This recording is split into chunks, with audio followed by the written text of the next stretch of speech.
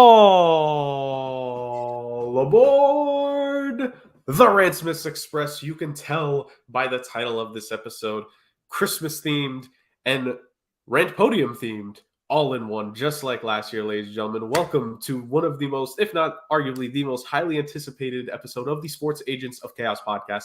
Not because of this week's Picks Challenge, because the crown is almost decided this season. Not because of the NFL news we're talking about, because just like your productivity in the workforce, there's nothing really that they gave us to talk about this week, except for one little nugget for us to have some fun with.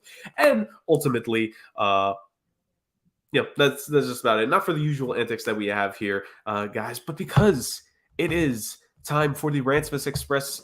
'Twas the night before Rantsmas last year. It is the Rantsmas Express this year. If we somehow go with a third year of this, I don't know what on earth it's going to be copied after, but we will find that on this time next year when we'll probably be, maybe episode 130 something. It was probably going to be around the pace this time next year. Welcome, ladies and gentlemen, to the newest episode, probably the shortest episode in Sports Agents of Chaos podcast history. It is the SAOC podcast with your favorite troublesome triumvirate here to kind of bring things out for the holiday season. Ultimately, this is going to be more of a laid back episode for the three of us because it's the holidays. People probably not enough time for our usual standards of chicanery and other facts of the matter. So there's that. And for the full context of the people, we are recording this presently on Thursday before the playing of the Thursday night football game tonight. We will talk about how that impacts the hashtag SAOC Pick Challenge later in the show. But before all that, let me stop with that. Let's get to the intro of my compatriots of chaos. First, on the top of the screen with me, the Games Master. He's gotten the holiday the holiday month off in terms of the trivia. This man works hard the whole rest of the year. He deserves a little bit of time of reprieve from that. Justin, how we doing, brother? I'm doing good, man. My Jets have been eliminated, and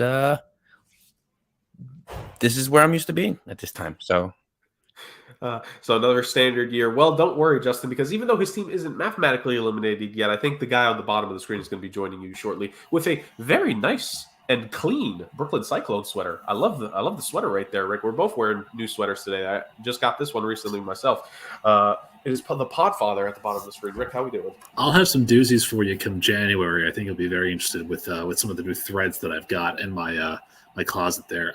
Listen, my Bears are somehow still on the hunt, but that's it's hibernation season, so come on, let's be real here.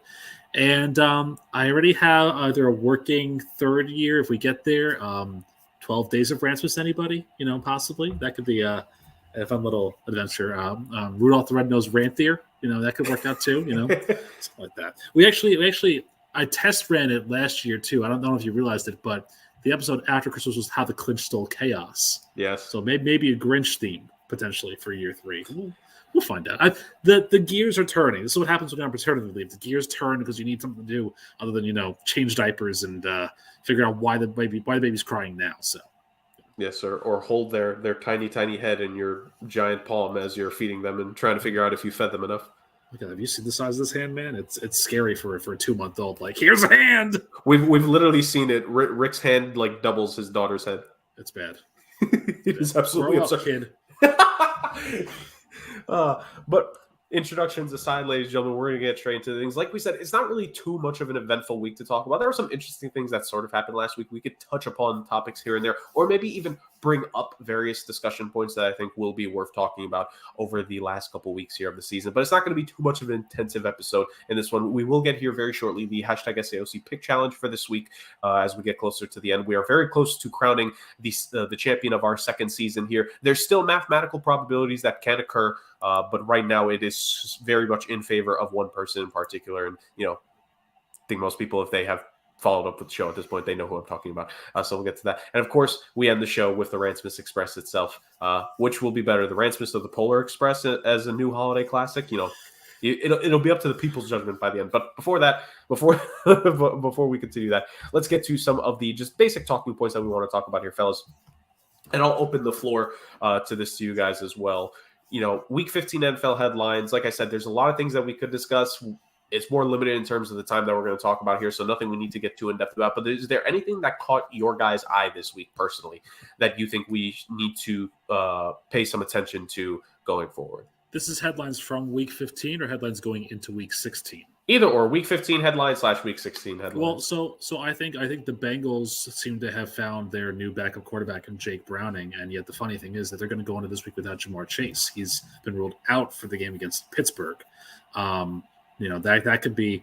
Although I mean, Browning's been finding guys left and right. T. Higgins has been a huge guy for him, although he kind of has been a little banged up too. So this is a Cincinnati team that is showing a lot of fire, and I think it's really good for them. I think that they're doing a very, very good job of staying in the hunt. I think when Burrow went down, we all counted them out, but Jake Browning has been a revelation. And, if he doesn't want to stay in Cincinnati, which I think he should, I think you could potentially see him parlay this into a starting QB deal a la the likes of Taylor Heineke and Matt Schaub, maybe, if he can lead them to the playoffs. I think that could be something that could be huge for him. So I think that's pretty good.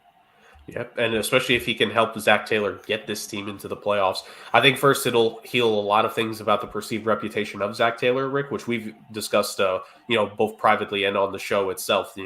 Like a little bit sus on this Zach Taylor guy in Cincinnati, but working with Jake Browning is certainly changing a lot of the perceptions and narratives about him for sure. So I don't blame you there whatsoever in that regard. You kind of mentioned it earlier with the Bears. One thing I just want to point to that will sort of head into the Week 16 game as they're taking on the Cardinals here, which kind of, I think deals with some draft projection stuff because the Cardinals right now are projected top 3 pick. The Bears have the projected first overall pick, not because they're on record, because the Panthers more so. So we'll see what those two games impact. But I just more so think like the loss that the Bears had this past week to the Browns, where they were this close. They were literally this close, fingertips away from shocking Cleveland, a team that, has dealt with so much issues in terms of injuries at the quarterback room. And the Bears, it would have hurt Cleveland in the playoff race, even with how the AFC has become, with certain teams being on a hot streak. And honestly, the Bears, an outside shot at being in the wild card contending window, because 7-7 is the, I think, 7th NFCs right now, maybe even the 6th and 9th. I'd have to double check on that. But like 7-7 as of now is very comfortably a wild card team in the NFC. And the Bears would have been 6-8 had they upset the Browns. But just a very unfortunate, unable to grab onto that victory. And those are the kinds of the best analysis I heard of that game, boys. That's the kind of loss that is the difference from a magical out of nowhere run to the 7th seed and confirming people will be losing their jobs in the offseason. And I just think that's worth bringing up because, I think the three of us believe no matter what was going to happen, but had the Bears somehow been able to mess around to a 9-8 record and somehow snuck into the playoffs, it would have saved a lot of people a lot of grief there. And they're not going to get that, I don't think, at this point. Look, Matt Eberflus's job has been up for grabs in the last 2 or 3 weeks. And I think, you're right. That would have been a great, great save for him. But going to Week 16, I think he's on the hot seat. Ron Rivera's on the hot seat because Washington didn't really have a good week. Arthur Smith is on the fire seat that Justin's been trying to get him on for weeks now. Justin and NFC South coaches, it just doesn't work out for him. And speaking of Justin, Robert Saleh, I think, should be on the hot seat because what in God's name was that performance by the Jets this past weekend to continue on the longest drought in North American sports history of 13 consecutive years not making the playoffs? Like, come on. Got to be better than that.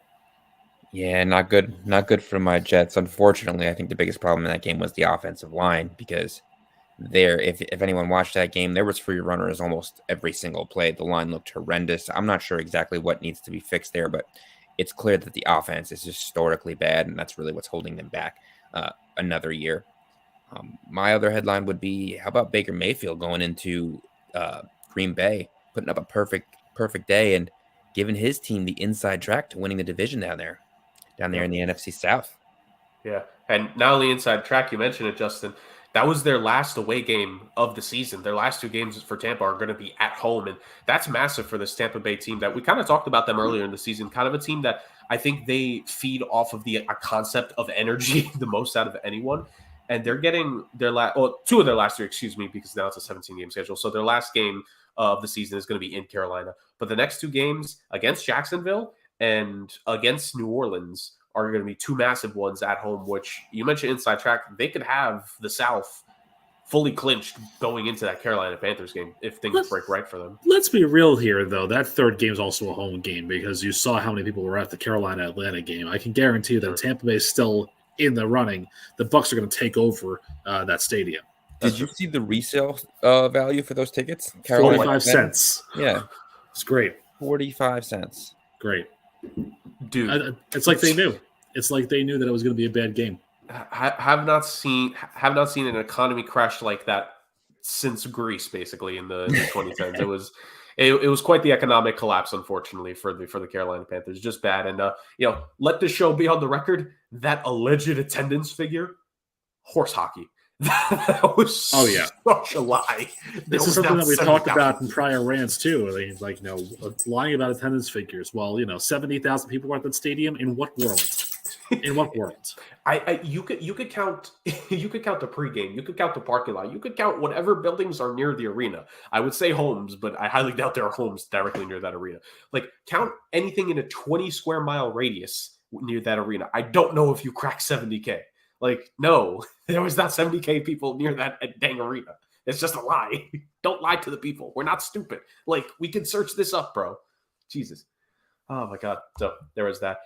Probably just one final headline I might just notice is just like and part of this you could argue because teams are closer than previous this season. I don't think that's necessarily because all these teams are good. I think it's because there's a lot of mid. But just the division races, Justin kind of mentioned it with the NFC South, with the Buccaneers being the leaders for now. Of course, a lot can happen between them and the Saints. They'll not be facing off this week, but the week after, week 17, actually. So there's that. Atlanta sort of has a chance, but not really. But I just think the competition in the NFC wildcard and the AFC wildcard picture, with how stacked those are, the fact that the NFC East is still in the line, the NFC North, the Lions, I believe, clinch it this week if they do end up beating the Vikings, if I'm not mistaken. The 49ers are the only team to have clinched their division at this point. So it's looking pretty good for everybody else. It's looking pretty good just for a competition standpoint in the NFL in terms of these games matter now. And I think in a lot of years past, we haven't been able to say that, where week 16, 17, 18, I feel like in previous years, we have more than just 3 NFC teams at this point. Only one AFC team is clinched at this point for that matter. So just a shout out again. It's not because teams are playing elite football and it's elite football all around. It's just because a lot of people are closer than ever before. I mean, some people are better than we thought. Some people are worse than we thought, teams-wise and performance-wise. But it's close. And if there's one thing you can ask for just in general with the sport, any sport in general, you want the final weeks of your regular season to mean something. The NFL this season, these games at least matter, which we haven't, aside from some of them, these games actually legitimately matter towards the standings going into the postseason.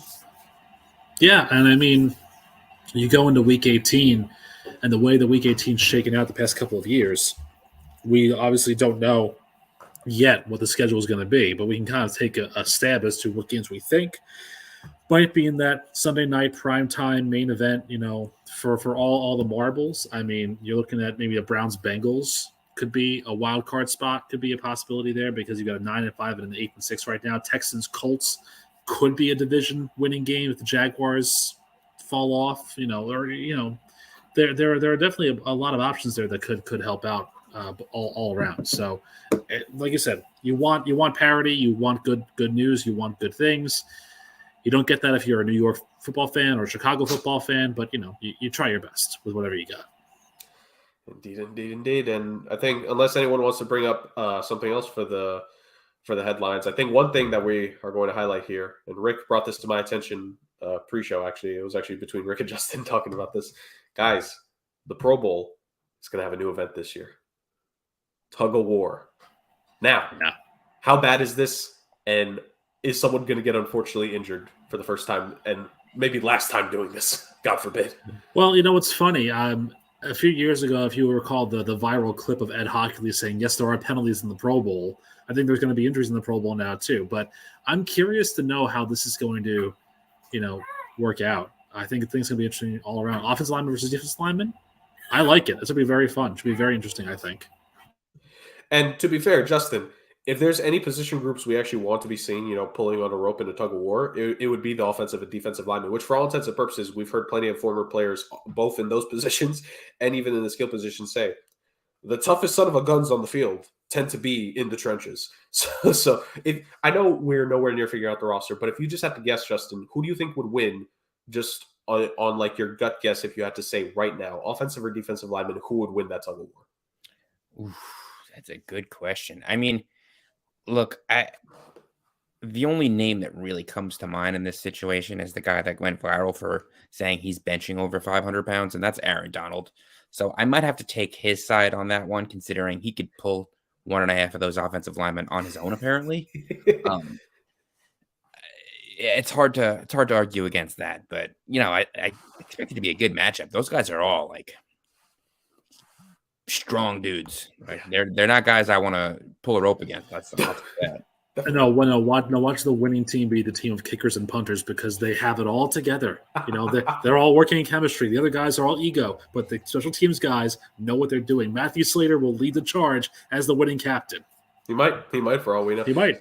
So I want to talk about the tug of war strategy real quick because I think all three of us, when we were all growing up, whether it be in our teenage years or I worked as a camp counselor for a number of years. I don't know how much you guys were involved in summer camp, maybe before you guys hit your stride in terms of workforce stuff. But, having been in tug of wars myself in situations, let's talk real quick here before we move on to the pick challenge. Strategy for the tug of war. Justin mentions Aaron Donald there. Where would you guys, for strategy purposes, should it be your most powerful guy is there in the back, or would you have Donald more in the middle? And you think your guy, because here's the thing, we talk about Donald being able to bench press the most and have the most strength, but who has the best base? I think is who you should put in the back, because whoever has the strongest, firmest stance and base needs to be that rock for you in the back. If it's Donald, it might be him. But if it's not, I would actually say have Donald more towards the upper middle portion, and then your back one or two guys is the strength, I'm talking quad god type of dudes. What do you think? It depends on the rope. It depends on what they use. Because, in my experience in Colorado, they use different ropes. There are certain times where they use the one with the loop at the end. Mm-hmm. If you have that loop, I might be giving that to Aaron Donald. The extra grip. That's fair. For the guy that benches, again, 500 pounds. Yeah. That's more than. But if it's not a loop, then who knows? I also try and think about a guy who might be a little shorter on the line, but has a better a lower center of gravity that could also be a help in that instance. But yeah, it's amazing that we're doing tug of war analysis, but this is what this is what the Christmas week has for all of us here. It's great. I almost think that you have Aaron Donald in the front, maybe not even in the middle, towards the front, because you want that early pull. Because then you can kind of rely on your back guys digging their heels in. But if you have the early advantage, then your back core guys can dig their heels and really try and set up a good footing. So I almost would put Aaron Donald in the front to kind of get that early leverage for me as a pull. Yes, but I do think ultimately the X factor, like Justin said, what kind of rope will they use? So then I want to ask this last question, and this is more like a personal experience thing again from what you guys. Before you do that, Sienna just whined and told me that I answered incorrectly. So Sienna, you're not helping matters much. So I want to ask, when it comes to having that knot at the end, that big knot, right? Yes or no, when you guys did tug of war, or normally, would you guys allow it to where they can wrap the knot around themselves, or at least around their arms? What do you think the rules should be with these guys? I'm gonna bow out of this one, Justin, just so you know, because last time I did tug of war was third grade, and I was the big kid, and I couldn't get that rope over anything, so I'm bowing out of this question. I'm going to say that it is probably not allowed. It's generally considered dangerous, I guess. Right. They don't want rope burn. They don't want people getting hurt. They don't want people getting tugged and caught on the rope and being dragged and whatever. So I'm going to say that's probably not an option. Makes sense. Never got rope burn when I did. But that being said, ladies and gentlemen, that concludes, I think, the amazing. And now it just brings up more questions that these two have than answers for that ultimately. Off-season show. Off-season show. Indeed. We have a bunch of off-season shows prepped. We didn't get to most of them last year. We may not get to most of them this year either, but we'll certainly wait and see there. The real question is, who will be picked at the 32nd overall pick in this next draft, and why will it be another 7th round quarterback? So that being said, hey, I'm rooting for him. I hope he gets a start in week 18. Yeah, that'd be nice. That being said, ladies and gentlemen, that concludes this headlines talk. There, again, not really any real headlines for us to discuss and talk about, but just some fun for us to have. Like kind of Rick said, this is the Christmas episode. Let's be real here. We're mailing it in. we just want to be right up front. We're mailing this one in. But that being said, just like everyone is that. But that doesn't mean we still can't have some fun football and chaos. We just had a lot of fun. Let's get to the football portion of the show with the hashtag SAOC Pick Challenge, the part of the show where on a weekly basis, this entire 2023 season. Rick, Justin, and I have been going through the slate of contests that we get in a given week in the NFL season, and we pick between all of the games. We pick 4 games for each of ourselves, with the leftovers going to the the Pirate Puppet himself, getting his slate. In those games that we select, the point system goes 4-1. 4 most confident we're in. 1 is the game we're the least confident in. We can pick a tie if we so choose. It must be used with your 4-pointer, which does become a 5-pointer. We almost pick at minimum 1 upset in a given week. The upset can be at any point for the most part, but it must at minimum be your 2-point pick. So if you're only going to pick 1 upset in general for a slate of games for your 4, it must be at minimum your 2. Do not use it for the 1. If you use it for the 1, there'll be some sort of punishment. We don't know what, because none of us ever screwed that up at some point. And of course, when I'm talking about favorites and upsets and things of that like, we are using it based off of the lines that are given to us by our friends at ESPN Bet. Thank you, Justin. Perfect timing. And with that being said, I think it is good for us to go, except one final thing, unlike, well, most of the time when it comes to the pick challenge. Obviously, because like I said earlier, we are recording this on a Thursday. So the Thursday night football game, in theory, could be in play. I think we've made it in play in the past, but it's sort of in play, but it's sort of not. So the 3 of us agreed before the show that the Thursday night game, to give us a perfect slate of 16 in this one, and depending on when we record any time in the last 2 weeks for the season, it could be a similar thing. The Thursday night game is in play, but not for any of the 3 of us. The Thursday night game will Sands automatically go to the Pirate for his 4-point pick. So Rick will give us what his official selection for that is, and all of his picks at the end once we have our fair share. That being said, Rick, please do the standings update for the people. I think the punishment should be that you have to come over here and change the pod daughter's dirty diaper, because it's messy over here, dude. In any event, Billy the Pirate has officially eliminated from winning the championship. He only has 48 points, so What a shame. What a shame. Actually, I think the redacted deer actually had more points going into the final week. So Jurg is at 74, and I think according to the ESPN standings, your chance of winning the championship is like 0.0001%, because in order to do it, you have to either run the table 3 times or do it with 3 ties in a row. As she says, impossible. Yeah, so not happening. 74 points for you, 95 for me, and Justin 106. You were so close, but Drew Lock kind of got you at the end there. So Okay. You're still up by 11 with 3 weeks to go, still in a comfortable spot. We'll see what happens here from there. So Jerk will pick first, and I will let that happen. Sure, go ahead. So let's get with it, shall we? Man, I've had some struggles with my 4-point picks. I'm not going to deny that in any way, shape, or form. A couple teams here that I so want to pick, but also a couple teams here that so have let me down this season. So it's all of a matter of who do I think will let me down the least in this current moment of time. But if I do have to pick, actually, in regards to my 4-point pick, I think let me just go with, I think there's 3 relatively safe bets in this one. So I could go with any option. Give me with my 4-point pick. Look, we've been down on them before, but I, at least personally on my other podcast, I've picked them each of the last 2 weeks, even in the most difficult of games between the Chiefs and the Cowboys. This team is surging, and this is a game, I think, a must-win game for them if they just want to continue that, depending what happens with the Dolphins here in Week 16. This is just shaping up to where the AFC East could still be in their grasp. With my 4-point pick, boys, give me the Buffalo Bills over the Los Angeles Chargers.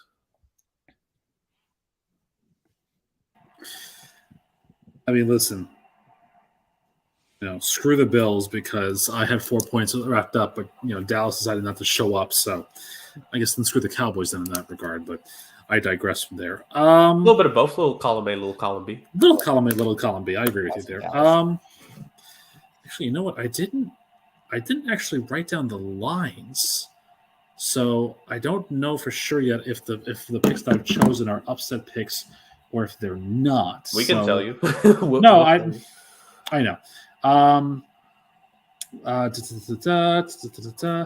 That's an interesting upset pick there, but okay. I don't know why, but all right. You know what? It's one of the 2 easier games, and it's one of the 2 Christmas games that I think are easier to pick. I think of the 2, this is the easiest one, because both of the teams that are favored heavily on Christmas night and Christmas Day worry me, but this game doesn't worry me as much. Give me the Eagles over the Giants at 4. It's in Philly. and it's notoriously a bad spot for the Giants to play in.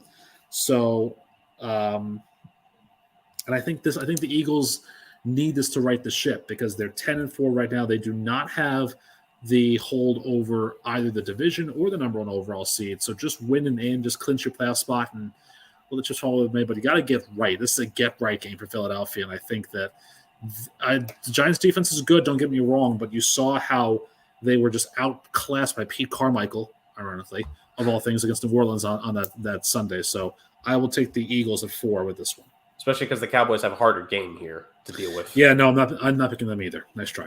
Oh no, but I'm just saying, like, you're right. For the Eagles' circumstances, like Dallas has a harder game this week and next week. If we're being honest, the Cowboys have it.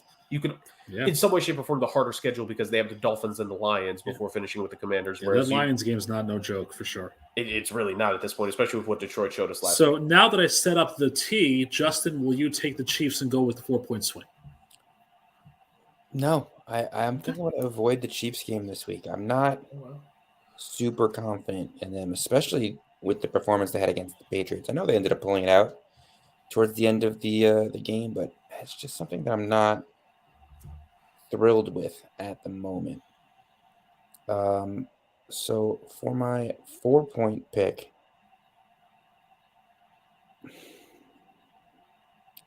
I think I'm going to lean towards San Francisco on a tear. I mean, they win games, and I know this is probably the biggest test that they've had all year. This is the crown matchup for Christmas week for the NFL. It is the star on top of the tree. It is the best matchup we've seen all year between two number one seeds. I'm going to go with what I think is the best team there. So that's what I'm going to do. That, and then maybe I'll come back with my 3-point as Kansas City. It's a game they should win. They generally win these games. The division matchups are tricky, and it's not like they've been lighting the world on fire. Yeah, no, I think when we looked at the schedule before the season, I don't know if we circled the San Francisco-Baltimore game as the game of the year, but I mean, it has become that. I think you're absolutely right in that regard, and I think that's it could be a risky play because the Niners do have a really good offense, but if Baltimore can get right, I mean, look, Isaiah Likely's been playing phenomenal, lights out as the tight end in place of Mark Andrews. You just hope that they have, a better running game because you're down Keaton Mitchell, I guess, too. So you're really down to Gus Edwards and Justice Hill if you think about it. So it's a bit tricky on that end, too. So that I understand your points there. I understand. And I think that's a good one. And again, Chiefs at 3 is a safe pick. I mean, if Aiden O'Connell puts up a 63-pointer because it's a division game, then, we got a mercy on all our souls.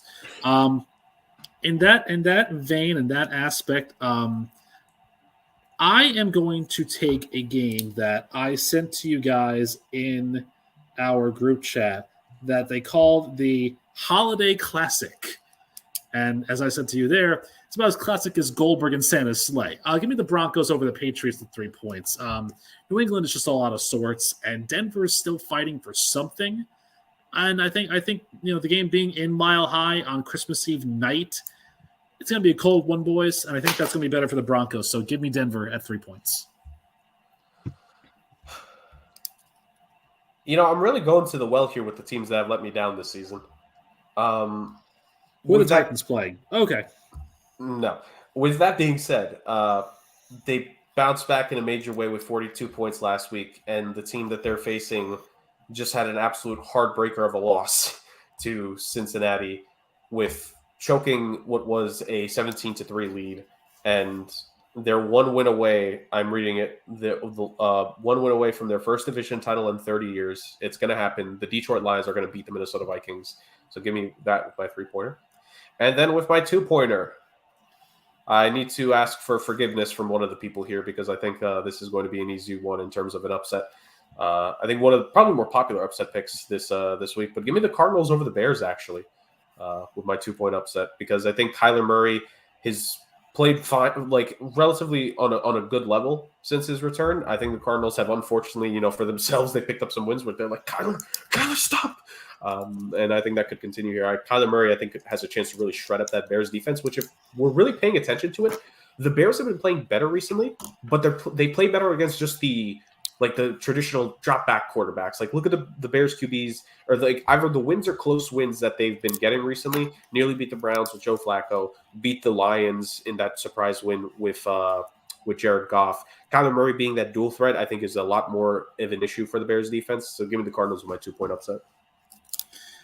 You're not going to get me mad because let's be real here. The Cardinals aren't playing for anything significant. The Bears are barely hanging on, and so I don't think that's a bad upset pick right there for you from there.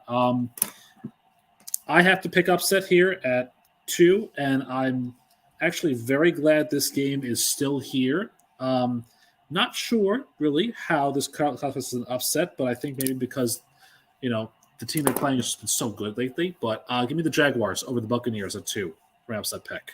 Tampa's favored by 2.5 in this one, and I think it's a big game for both teams. But I feel like we're getting to the point where Baker Mayfield's going to have a bad game, and I think against this Jaguars defense that can turn really, really strong in some circles, this is the game that they do it in. So give me Jacksonville at 2 and an upset pick. That's where I was probably going to go. Instead, I'm gonna go with a bounce back game. I'm gonna go with the only 10-win team right now that is an underdog, and that is the Dallas Cowboys. Miami has yet to beat a team with a winning record, and I know it's in Miami. I know Miami's does have the ability to explode offensively on just about any team, but I think there's a big difference between Buffalo and Miami at this point, and I am going to give the Cowboys the benefit of the doubt. And my 1-point pick, let's go with the Seahawks over the Titans. I don't think that the Titans have what it takes to outscore the Seahawks, and that's probably what they're going to have to do to win this game. So, Seattle. Like it. Don't know who's starting for them. Is it Geno? Is it Drew Lock? Do we have any clear? I don't think it matters. I don't think that the Titans defense is nearly as good as the Eagles. I think the odds are that the Seahawks are probably going to put up close to 30, if not more. So, and all you have to do is get a quick lead on the Titans, and they can't run the ball. It changes their offense completely. And also worth noting, Will Levis is questionable for this game as well because he didn't practice Wednesday at all. Yeah, he got rolled up at the end of the game last week. So you know what that means. It's the return of the greatest Titans quarterback of the 2020s, Logan Woodside. The 2020s. Boy, wouldn't this just be for a 1-point game? That again, what do I always say about 1-point games? They don't really matter much, right? Wouldn't this just be an ironic way to just really annoy their fan base by winning this game if they did? Because after the feeble showing they had last week, it makes sense for them to come back here when they're not involved anymore and just win. Give me the Jets at 1 point over the Commanders. Like the 32nd worst offense and the 32nd worst defense. Let's just see what happens, guys. 3-2. A lot of safeties. A lot of safeties indeed. Yep. Oh man. So it's between 2 separate games here for myself that I'd be not just very tempted that I'm considering picking here. If I had to go, I have to go with one, obviously. You do. Give me the Colts for my 1-pointer here. I think Indy's on a good run. They believe that they can make the postseason with the way the Jags have been slipping. They have a shot at the AFC South, which we said for all intents and purposes. I forget where Justin placed them, but Rick and I in the preseason had the Colts as I think as our second seed in the AFC South, if I'm not mistaken, Rick. I know I had them third. I had the Texans second. Oh, so maybe it was Justin and I actually. Yeah. But, it's probably because me and Justin got our first 3 divisions the exact same way. Yes. But we had him as second for a reason, not just the blind Tennessee Titans hatred, but also specifically because of the fact that this Colts team, it's still a good roster no matter what. And even with the subtractions they've had, even with the injuries, even with all that, Shane Steichen shown to be a pretty solid coach here. So give me that. I will say the other game that I was considering, not only here, I actually very briefly in my mind considered picking it for my tie. I was going to go for my first tie ever selected here on the show, but I didn't do it. Browns-Texans was, to me, something I was definitely considering because as my 1-pointer, I would have picked it with the Browns. I think this game has tie potential written all over it. Feels like it, doesn't it? It really does. And I just want to put that out there because if this game ends at a time, I'm going to be kicking myself for not picking it. But I think it could. So with that in mind, let's go over our selections here. Just so you guys know, I'll go with Billy's first. So he does take the Rams tonight over the Saints at 4 points. He is going to go Carolina over Green Bay in an upset at 3. Wow. He'll take Cleveland over Houston at 2, and he'll take another upset of Pittsburgh over Cincinnati at 1. Believes Mason Rudolph for some ungodly reason. Jurg, Buffalo over the Chargers at 4. Detroit over Minnesota at 3. Arizona is your upset pick at 2 over the Bears. And Indy over Atlanta at 1. Myself, I go Philadelphia over the Giants at 4. Denver over New England at 3. Jacksonville in an upset at 2 over Tampa. And the Jets at 1 over Washington. And Justin wraps things up with San Francisco over Baltimore on Christmas night at 4 points. Kansas City over Las Vegas on Christmas afternoon at 3. Dallas over Miami in an upset at 2. And Seattle over the Titans at 1. That's the picks for this week. And once we get back into the flow next week, we'll see if Justin hasn't clinched this by then. You never know. We'll see what happens. We'll see. Well, that was this week's edition, ladies and gentlemen, of the #SAOC Pick Challenge. Like Rick said, both of you can assume we'll get back in any rhythm, shape, or form next week, Rick. But when we do return, what is the standings of things? Does Rick still have a chance at Justin? Can I somehow claw back in this and threaten Rick's position anyway? We'll see if there's any chance of that. But of course, we'll be waiting until next week, which will be the final show of the year, or will it be the first show of 2024? It'll be one or the other. I think it's the last. It's the final show of the year. Yeah. 2023. So yeah. That being said, there is no better way. Well, there'll be a better way in some way, shape, or form next week. Probably not. It'll be anticlimactic, but there is no better way to go into the holidays than this, ladies and gentlemen. It's in the title. This is what we're setting up for. This is how you know me and Justin are taking this episode off, because Rick is going to carry us into the end. Ladies and gentlemen, I said it at the beginning. I'll say it again. All aboard the Rantsmas Express. This gentleman, by the way, is not like liquor. It's actually just Pepsi that I made with my sparkling water for my soda stream. So, I figured, because I didn't want to be drunk when I was reading this. Okay. Well, I'm glad to know someone here is a professional. Yes, I am. All right, gentlemen, sit back, relax, and enjoy. We'll see what happens here. Get your hot cocoa ready. Yes. On Rantsmas Eve, many football seasons ago, I sat quietly in the old Chamber of Secrets. I did not rustle ChatGPT. I breathed slowly and silently. I was listening for a sound that an acquaintance had told me I'd never hear, the ringing bells of a Bears championship season. There is no Billy Shakes, the acquaintance had insisted, but he looked like Brooks Koepka and worked at Fanatics selling concert tickets, so I knew he was wrong on many levels. Late that night, I did hear sounds, though not of ringing bells. From outside came the sounds of hissing steam and squeaking metal, and the drum beats of Disturbia by Rihanna. I looked outside the door of the Chamber of Secrets and saw a train standing perfectly still in front of the waterfront property I had bought foolishly from PGA Tour Commissioner Jay Monahan. The train was wrapped in an apron of steam and fog that could shroud a leopard in plain view at the Dallas Zoo. Snowflakes fell lightly around the train. A conductor stood at the open door of one of the cars. He took a large pocket watch from his vest and a tin of Altoids for some reason, then looked at me through the door. I donned my white t-shirt to look like Josh Allen on an expensive date and then tiptoed out the door. "All aboard!" cried the conductor, who for some reason had a beard longer than James Harden. "Well, you coming?" I asked where. "Why, to Ranksville, of course," was his snide answer. "This is the Rantsmas Express."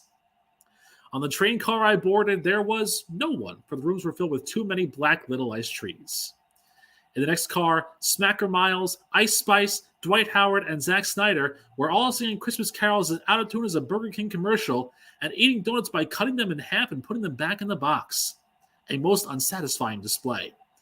I passed them the hot cocoa, opting for a handful of Old Bay goldfish. Outside, the lights of Townsend Village flickered in the distance as the Rantsmas Express passed by James Dolan's mansion, thankfully. Soon there were no more lights to be seen as we traveled past abandoned lemonade stands and even more decrepit dairy barns. The train stopped to honor the conductor for his 10,000th mile traveled on the train, which didn't make sense to stop the train entirely like a basketball game for a record-breaking basket, but I digress. The Rantsmas Express never slowed down, which was good because otherwise I would have gone to defeat Max Scherzer at Karjitsu 3 cars away. Faster and faster the train went, rolling over peaks and through valleys like a Bears or Jets draft day experience. We crossed mountains, hills, the Iowa State Fair's husband calling contest, and finally a barren desert of ice where Georgia football players were driving as fast as the train and then getting pulled over for speeding. There, said the conductor, who now looked like Don Garber, is Ranksville. Ranksville. It was a weird place, to be sure.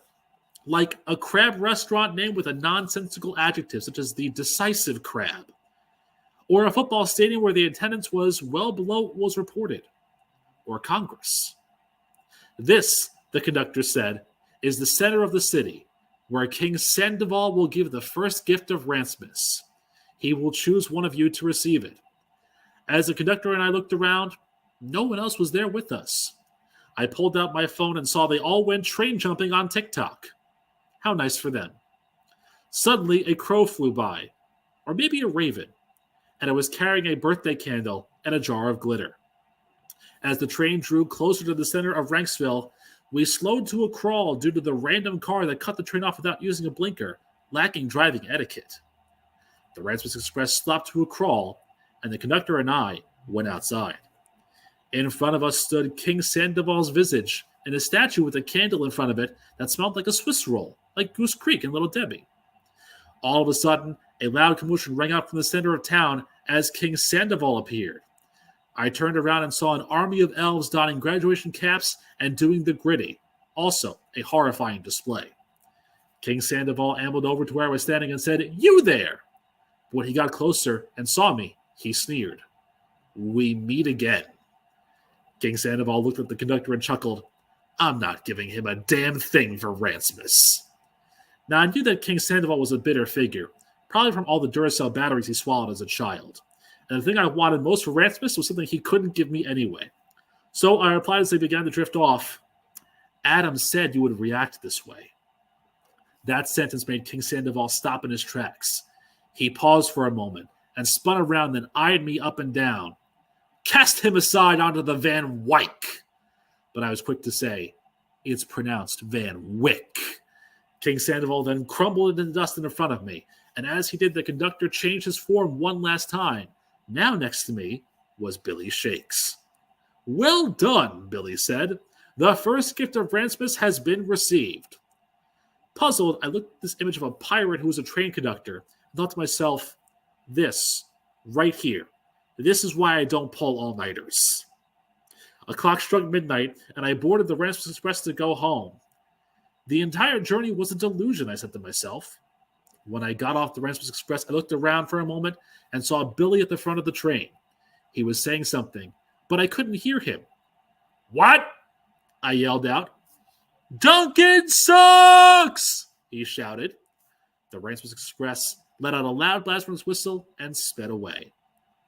On Rantsmas morning, I opened several presents when I noticed one tucked behind the tree.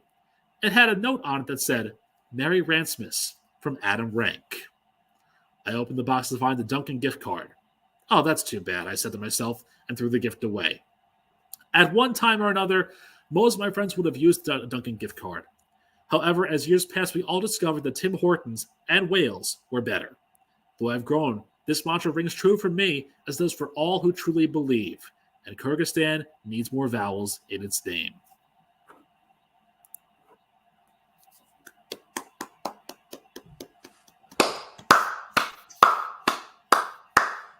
Well done. Thank you, gentlemen. Well done, good sir. Thank you. Thank you. Thank you. All aboard.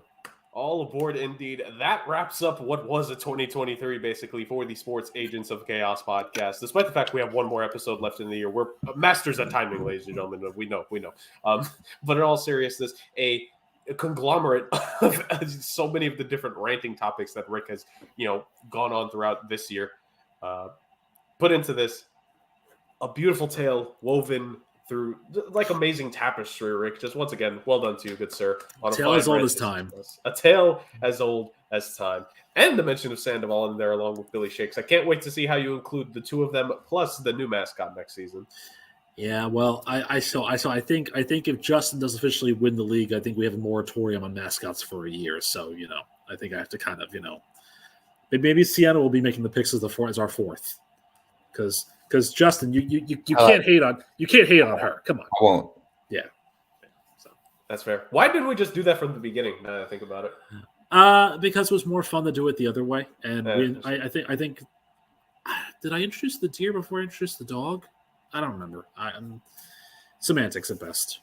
Semantics indeed. Well, that being said, forget the semantics, ladies and gentlemen, as we always say on the show, basically, for the most part. That'll do it for the Christmas edition of the Sports Agents of Chaos podcast. Yes, like we said, this is basically the mailing in episode in and of itself. But we had a little bit of fun, and I think that's what this episode was mainly about. It was about the fun and the chaos aspect of the show. We get plenty of football throughout the year, and I think for this one episode in particular, aside from the random episodes where someone misses and we talk about Harry Potter and the other likes for hours on end, you still haven't done a Pokemon episode in the episodes that I haven't been here, by the way. Take a week off, Rick, and then maybe we will. Anyways, I've taken many weeks off. You know this, and you also made the joke that I'm going to take off every week, every first week of our season. So there you go. There's the episode for you. Just here's what you do. You get on Twitch. You get onto whatever here. You stream the Pokemon game, and until you just play Pokemon on the rant for 2 hours, and just go from there. Simple, easy. Oh man. Well, with that being said, ladies and gentlemen, this was obviously all just for the fun, the games, and of course the chaos that was involved. That ends this week's edition of the SAOC podcast. The pick challenge continues next week. We get to a little bit more analysis over the next 2 weeks as we head towards the second postseason of us doing the show. And I think we're going to be very excited for what that postseason holds. Last season was plenty of fun. The Super Bowl was something for us to talk about. It's going to be a lot more of the same for 2023 going into 2024. That being said, ladies and gentlemen, Merry Christmas, Happy Holidays, Happy Hanukkah, Happy Kwanzaa, Happy Festivus for the rest of us, Happy Kanishmas, and all the other, cartoon made-up holidays with that. That being said, thank you all so much for joining us on this edition. Oh, and of course, Happy Snoggletog for my favorite animated movie series there is. It's the best one. Don't even argue it. Thanks so much for joining us this week, and we will see you all, beautiful lads and ladies, next week. Take care, everyone.